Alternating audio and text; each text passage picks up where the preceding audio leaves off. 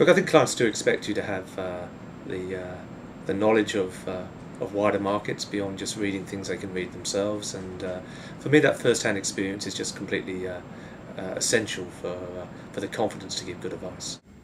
It gave me a great insight into what's happening both with regard to the economy and the markets in the two tours I went on, which was China and India. It was just an insight that I'd have no hope of getting if I hadn't gone on those tours. It was more than I thought it would be. Everybody said it was going to be great, but I didn't know how good it would be, and how stimulating it would be.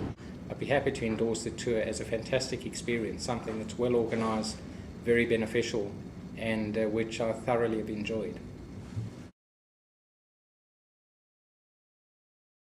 I didn't realise the benefits of having this intensive and very professionally organised tour, if I could say that, in regard to analysing a particular country from its political situation, its economic climate, just being on the ground, looking at its culture, which was fascinating. It wasn't a holiday, it was actually hard work, but it was probably one of the best tours that I had ever gone on. Not many people get a chance to sleep on the Great Wall of China, for example, and things like the visit to Infosys in India. That was just an absolute eye-opener, both at a professional and a personal level. And, my experiences in China, India, Russia are things that I never forget. I still bring up when I talk to clients, and very much part of my personal development, and something I'm very proud to be part of. In one sentence, I'd say that the biggest benefit to me has been an ability to talk to my clients firsthand about my experiences in those emerging markets, and to talk confidently about Russia, confidently about India and China. And the benefit is that it conveys to the prospective client or to the existing client a feeling of trust, a feeling of confidence in the advisor, and a feeling of worldliness that I'm dealing with someone who really knows what they're talking about. Most of my clients would have been more comfortable listening to whatever I had to say on the basis that I'd been there. Well, it's always nice to be able to talk with more conviction about what's going on in these key markets in the world with clients and colleagues. But overwhelmingly, the biggest benefit for me was that I feel I was able to make better informed investment recommendations to my clients as a result of the trips. But now clients are going to China. I have comments about that. Clients are beginning to go to India, and indeed we have 2 clients in Russia who are clients of the practice. So, look, I think we're ahead of the curve here, but 10-15 years time it'll be very, very common for clients and practitioners to travel to countries such as this. And I really think that being there does make a big difference. It's one thing to read about these countries in a textbook or in a bit of research, but actually seeing it firsthand, seeing in Russia some corruption firsthand, seeing the property markets firsthand, it does give you an enormous benefit. I think clients pick up the fact that you've been to the countries, that you've met the best people in those markets.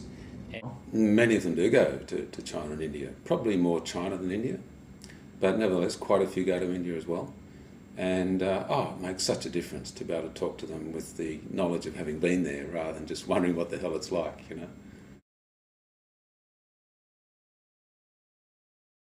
Well, apart from the economy and the markets, there's what's happening in the social infrastructure in these countries, which I also found fascinating. And what's going on in China, the emergence of the great middle class there is just an absolute phenomenon. And apart from the kind of investment implications, it's just fascinating to see it. And similarly in India, totally different to China. And having gone to China, you sort of think, well, maybe going to India might be a bit the same, but it's just so totally different. And you get a completely different perspective on just what life is like in India. Quite amazing.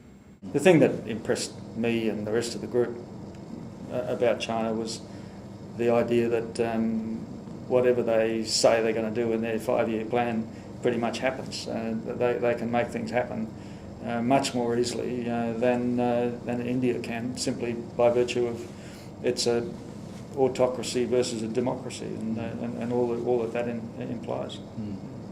I think you can't appreciate the depth of the history and the sophistication of their society until you actually come here and experience it for yourself. And I don't mean that just on an economic point of view, which is one of us, but also from a social fabric point of view. It's an extremely impressive place, and the people are friendly. The culture of the place is amazing, and that's something that we tend to miss in Australia because we're so far away from Europe. And this place is just immersed in culture. It's a fantastic environment. I'm very impressed with it.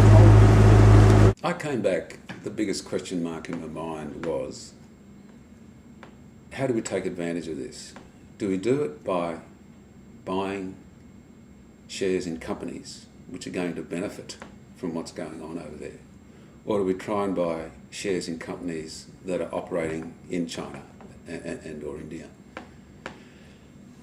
The conclusion I drew at the time, but this will change as things develop, was that you're better off buying shares in companies that are based in the developed world, but which are going to benefit significantly from what's going on in the developing world.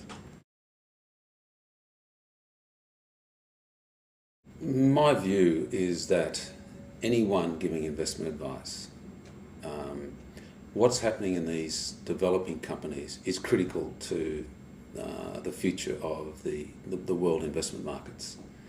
And I feel that it's almost a requirement now to feel that you're up to speed in what's going on there.